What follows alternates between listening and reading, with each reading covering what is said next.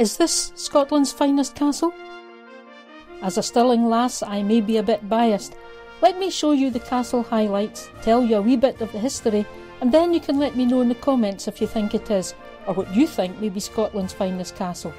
Or even let me know if there are other castles or places you would like me to film. The Queen Anne Gardens are most beautiful in the summer when the roses are out. This is where the ladies would have walked and looked out over the castle walls to the King's Knot below, where jousting and other pursuits took place. You can see the wall of the King's Palace with some of its statues, and you'll see more of them later. In the old stables just off the garden is an exhibition space outlining key events in the life of the castle and interactive displays including the moving heads. These were reconstructed from skeletons found during a period of excavation.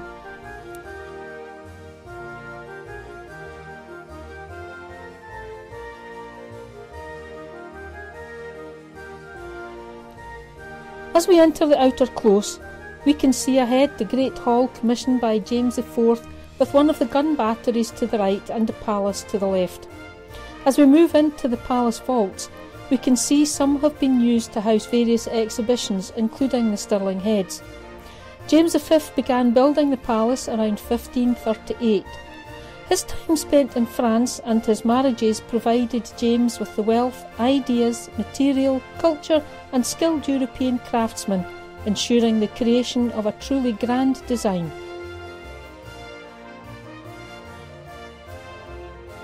The creation of the palace marked the end of the Middle Ages. The tapestries in the Queen's bedchamber depict the hunt of the unicorn and are a highlight of the recreated palace interiors. The 7 unicorn tapestries that hang in the Queen's inner hall were created by weavers from Westdean College, Chichester, taking 12 years to complete. An exhibition is housed in the castle's Nether Bailey.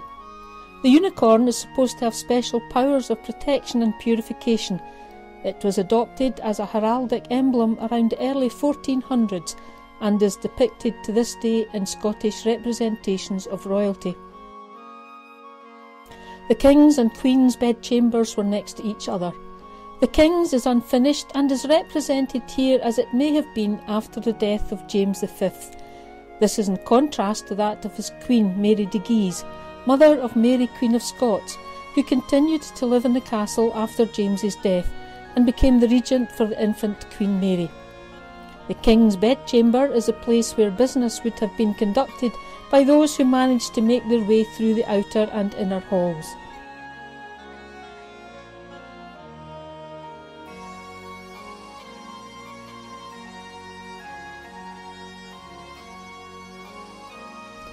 You can see in the inner hall that the ceiling has been gloriously decorated with replicas of the Stirling Heads.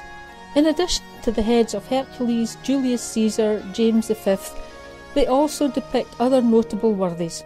You can see too the Royal Arms of Scotland above the fireplace.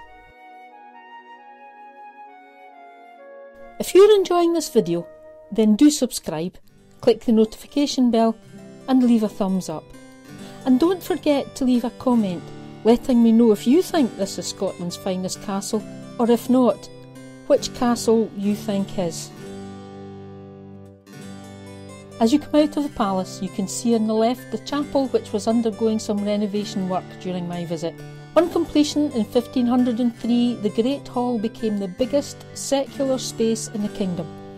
Restoration of the hall to its current state finished in 1999, and its gold lime-washed walls were the subject of much debate locally, with many feeling it should have been toned to match the rest of the castle. It was lit by high windows except at the raised dais where the King and Queen would have eaten, and 2 bay windows were installed. It was heated by 5 large fireplaces, and at the north end you can see the musicians' gallery overlooking the hall.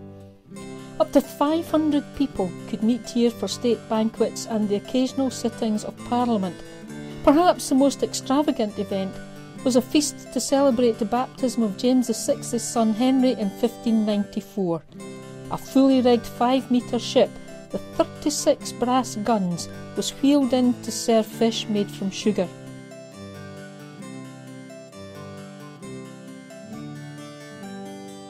To serve such a banquet would have required appropriate kitchens, and the castle kitchens have been recreated in an amazing fashion, giving a real sense of what it must have been like to work there and prepare such large quantities of food. Take a moment to step back in time.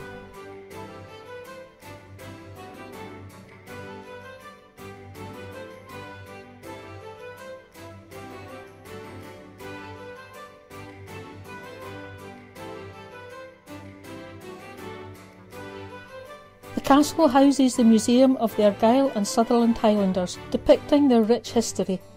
A recent incident from Afghanistan shows the helmet of a soldier with a Taliban bullet passing through, narrowly missing the head of the soldier.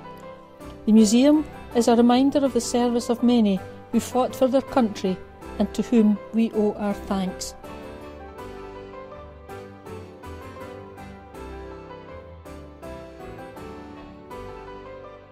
If you're enjoying this video, then do subscribe, click the notification bell and leave a thumbs up. And don't forget to leave a comment letting me know if you think this is Scotland's finest castle, or if not, which castle you think is.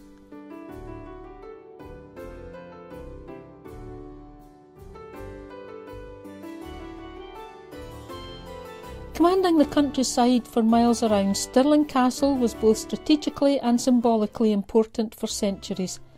Inevitably, its strategic and symbolic importance created a key role for the castle in the resistance to the English in the late 1200s and early 1300s. Perhaps the greatest battle in Scottish history was the Battle of Bannockburn in June 1314 on a boggy plain 2 miles south of the castle. The castle was regularly under siege and changed hands some 8 times between 1296 and 1342.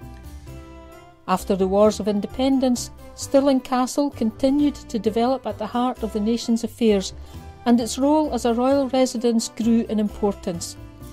The Stuart dynastic dream to succeed to the English throne was fulfilled by James VI on the death of Elizabeth I in 1603. He only revisited Scotland once during his reign, and the castle became less of a royal residence. Despite the turmoil of the Jacobite risings, the castle was also becoming a military backwater, ceasing to be a military depot in 1964.